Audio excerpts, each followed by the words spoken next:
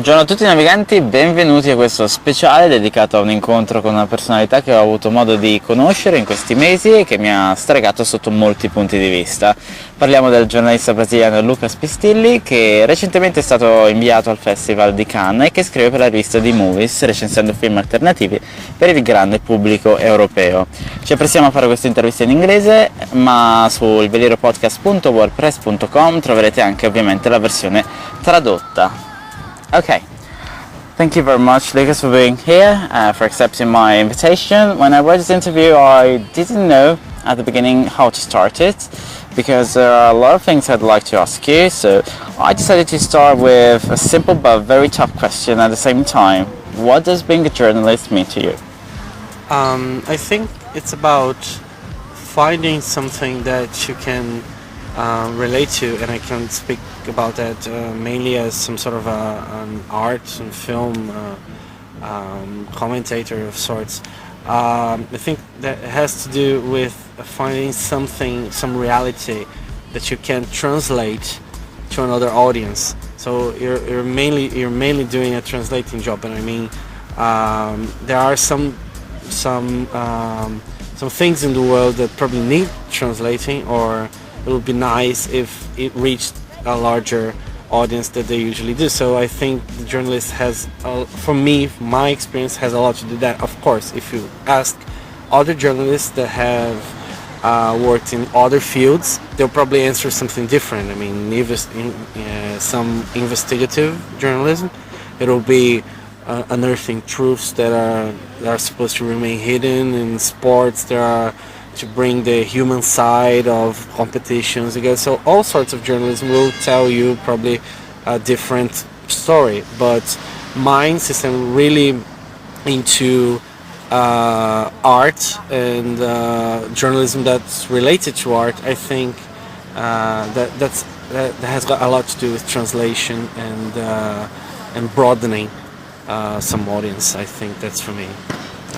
When did you start thinking about this career, and how did you get the chance to start reviewing movies, for instance?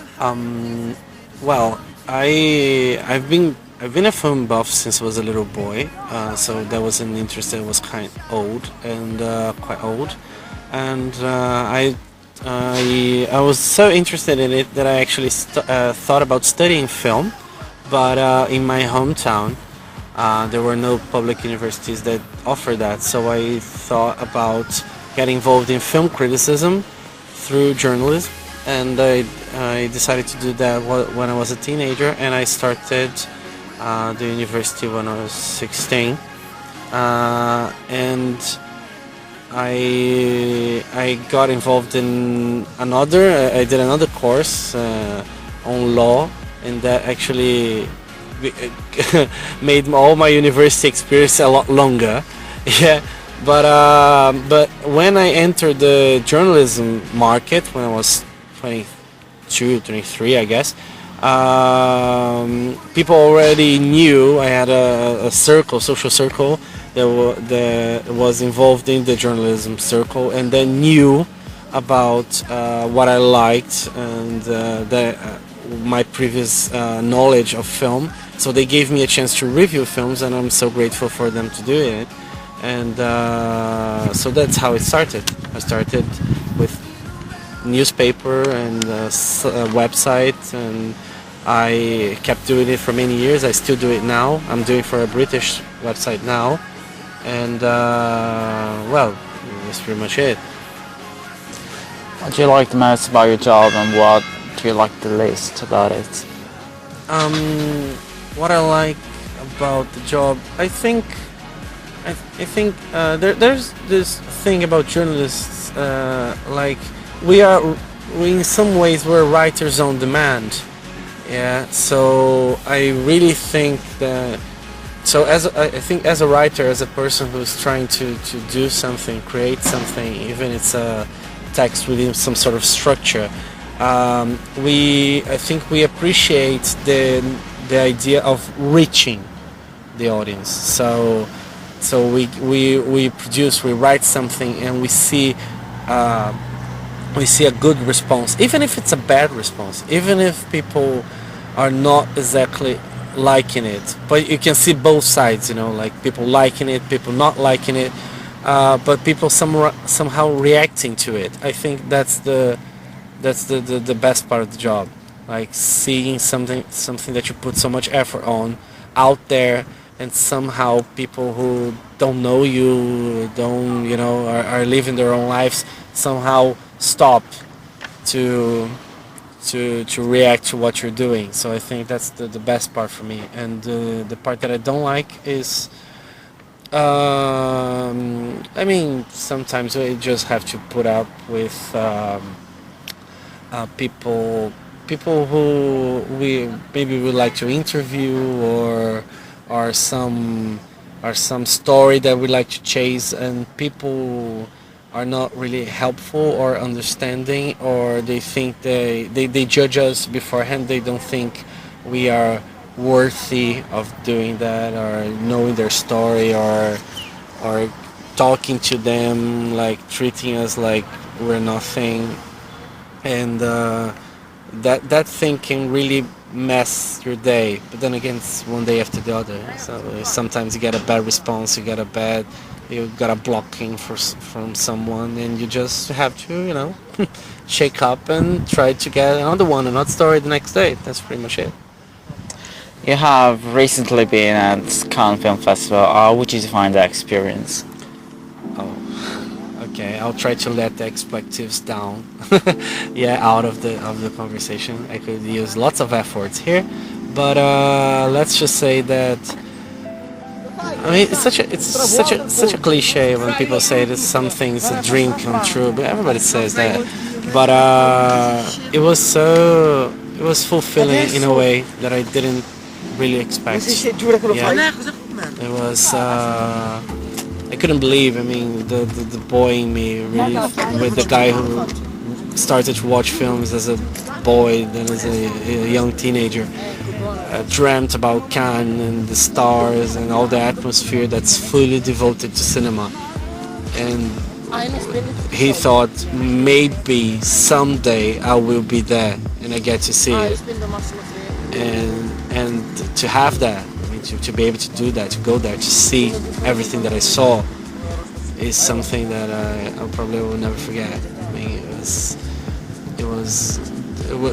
these were days completely devoted to film. All that mattered was cinema. All that mattered was film. The directors, the actors, the work that was put on these films. I mean, that was it. There was nothing else, and that mattered to me a lot. That changed me in a way, and I hope to do it again. Maybe in another film festival, or maybe in Cannes again. I definitely want to return. So I had a piece of it. I want more. Okay, writing has always been association with creating, even when it's just expressing an opinion, it's some sort of magical expression because you're asked to be fodder for your words. How do you relate with this inner feeling you have? Well, it's tough actually, because as I said before, we're kind of writers on demand. But you have to understand that our demands, considering the field, considering the work, the duty, you know, the things that we're obliged to, the deadlines and all. So it's a pretty hard demand to meet. So in a way, like, okay, we have to be creative, and it's awesome when we get something out of our heads that feels like just right for the piece that we're doing.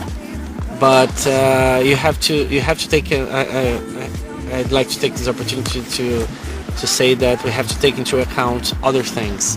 First, as much as the text is about you, it is about the subject that you're covering. You're not supposed to be the subject. So you can get creative with your text, but you have a deadline, and the main thing is getting the information across, not your creativity. If you can get that and be creative, fine, great for you.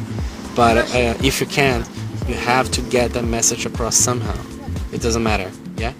So it's really important for you to just go with what you're feeling, and be allow the information to come through regardless of creativity. If you do that, you'll not be so precious about what you're writing. And when you get to write something that's above average, it's gonna be amazing, because you have a job to do anyway. So one thing, get the job done. That's the first thing. If you get to do it in a really fantastic, marvelous way, the better. Yeah. And if it happens, when that happens, it feels so great that you forget all the text that you actually had to do in a hurry because the deadline was up, and you delivered the text and you knew that you could do better if you had more time. But our business, our trade doesn't dwell on time. We don't have much time. We work the best we can with the time that we have.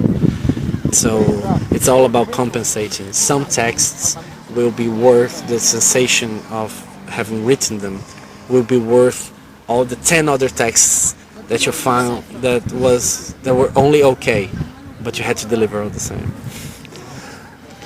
So I know that you've written a lot of reviews, but you've always been on the other side of it. You also directed a short movie called Resgate. How did you feel like, and what was it about? Okay, so resgate in Portuguese is rescue. I mean, this film was an experimental short film. It was done as a college assignment, university assignment, for a class that was taking on audio visual narratives, and so I didn't submit it to festival, so I can't really speak from that experience of having to tour, the film and getting people's reaction. So I really can't comment on that. But I presented as part of the course, and I didn't get a very good response of this, especially by the teacher, that was supervising the experimental short films at the time. So he understood my idea, but didn't understand the execution. And when you're doing experimental cinema, that's pretty normal. So I mean, I want the feeling that I got when I got this feedback. It was a group effort, and I had people helping me with cameras and actors and all that. And the feeling that I had was, okay, I knew I could do better. I can do better. I was trying to get in the most positive way that there is. Really, it's like you tried something. There are some things that you can improve them. So after I did that, I started writing another short. Another experimental short. This one was Resgate has 5 minutes. This one I'm planning has more about 20-25 minutes. And I kind of write a little bit of the script, then I put it aside, and then I get back to it. And right now I think I'm about to finish, and then I'll see how I get it done. And I'll try to use all the feedback that Resgate got. That's it. I try not to be, with this project, I try not to be precious about, because this will hinder your capacity to hear whatever the public, whatever the other side is saying. If you think your film or whatever, text, whatever, is just too precious, isn't too good because it came from you. So that was the experience. Let's focus on your career for a moment. Since 2013 you've been writing for the newspaper called Critica, and you're currently writing for D-Movies, a platform agnostic site connecting audiences with filmmakers based in London. So you can tell that you think about a career in Europe. So the question automatically comes, and is that what's the main difference in terms of culture and lifestyle between the two realities you got in touch with? Okay, so just to make clear, I stopped writing for the Apolitical newspaper in the beginning of 2017 when I decided to come to Europe. Now I keep on writing for a Brazilian website called Cinecerti, yeah, written in Portuguese. It's about film and the movies that you already said. It's a British one about movie as well, written in English. So the differences between the realities, I must confess that I have yet to be more involved with the European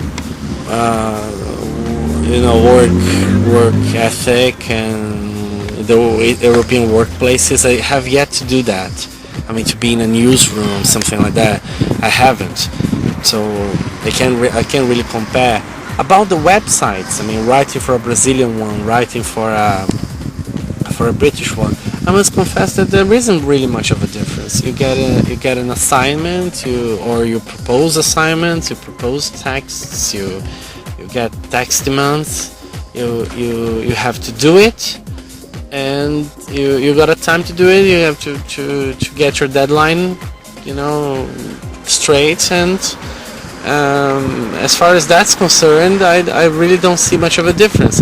I really believe that working in a physical space, to go to work, to have a team, yeah, and to have that environment, to have that European environment, it would be certainly different from the Brazilian one, I think. But I still don't have the experience, so I think I'll have to call you back on that one.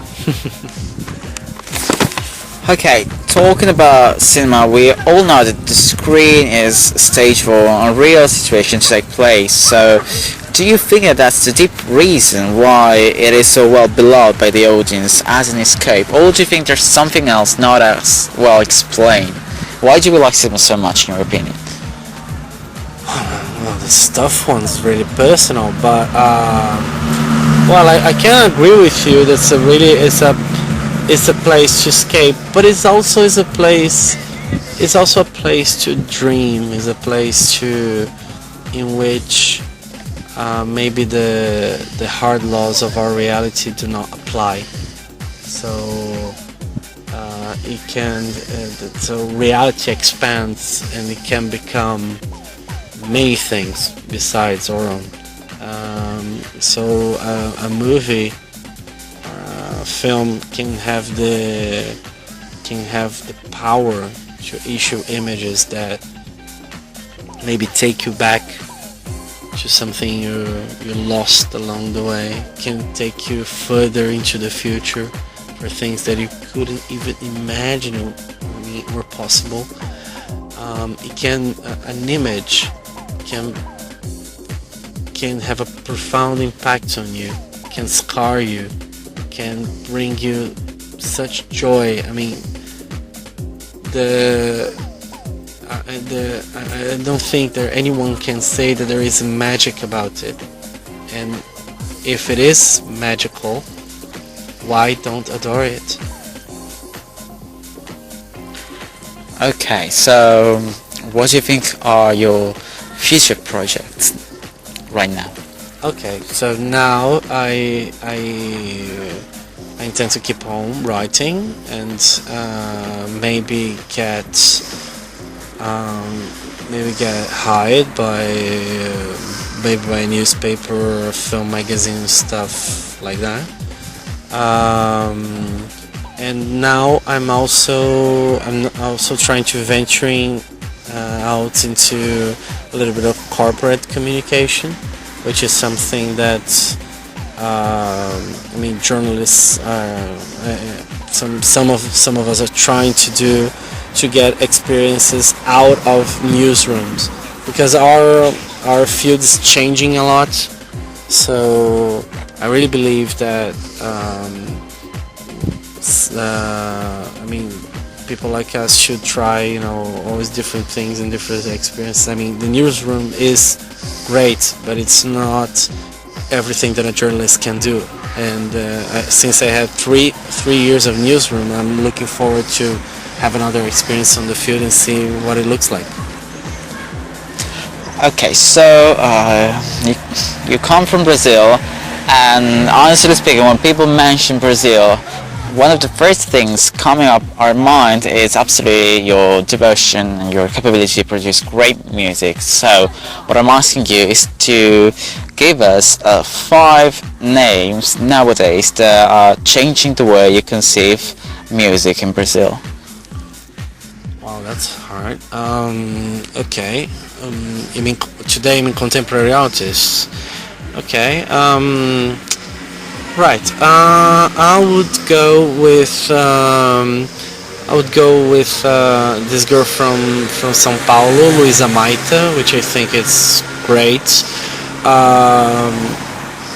Elza Soares is a really mainstay in Brazilian music for so long, but she's had a huge and long career, but she came back with a really difficult, experimental and tough sounding album, which I really enjoy, and I think it's promoting some sort of change in Brazilian music, and I like that.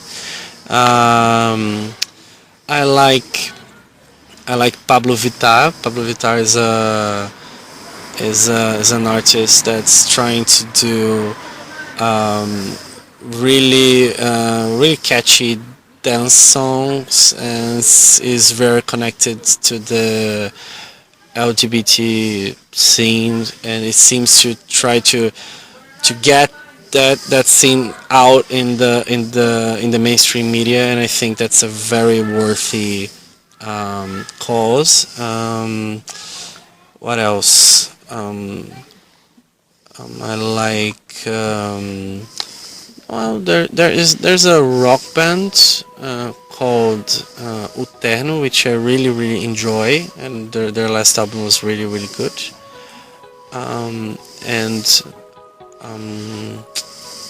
Let me see, a fifth artist. There's a duo, I think from São Paulo as well, released their last album last year. The duo is called No Porn. It's got lots of techno influences to it, but it makes great songs, and I think it's trying to say something different, and I really like them. So there you go, 5 artists. Okay, we know that you spent some time here in Italy, and so we would really like to ask you, what's the deepest mark this country has left in you? I would say that Italians and Brazilians have their differences, but more often than not, they have many things that are similar. So the thing about Italy is that I really feel at home here. I don't know if I'll keep on living here. It depends on whether I get job offerings or not. So, but if it happens, I would really like, because I love Italian lifestyle, and it relates to me. It brings me something from my family, which is from Italian heritage. So the warmth, the loudness, so to speak, of the Italian really rings a bell. I think about my family, and I think about lots of experiences that I had when I was a child, and being here brings all that to mind. It makes complete sense. I really feel embraced in that sense. That's what I take away from it. Okay, thank you very much for giving us your time. That was very special for us. One more favor, could you greet us in Portuguese?